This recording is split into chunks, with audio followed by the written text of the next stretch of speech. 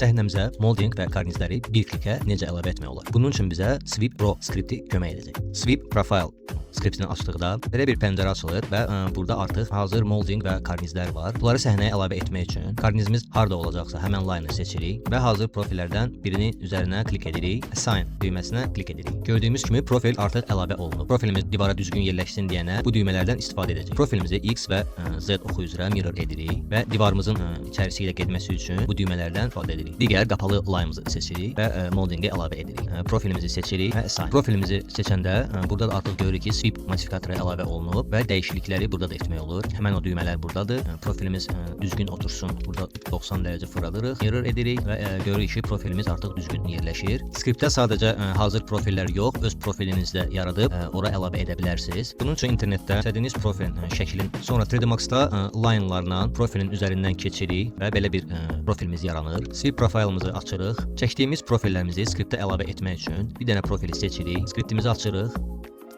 Və burada Add to Library klik edirik. Avtomatik olaraq proqram özü profili render edir. Render düyməsinə klik edirik və profilimizi burada axtarırıq. Profilimiz əlavə olunub. Adını dəyişmək üçün rename edib line-ımızı seçək və əlavə etdiyimiz profili klik edib assign edirik. Və artıq özünüz yaratdığınız profil əlavə olunub. Skripti əldə etmək üçün şərhlərdə skript sözünü yaz. 3D qrafikanı öyrənmək istəyirsənsə kanalımıza abunə ol. Yeni dərslərimizi qaçırma.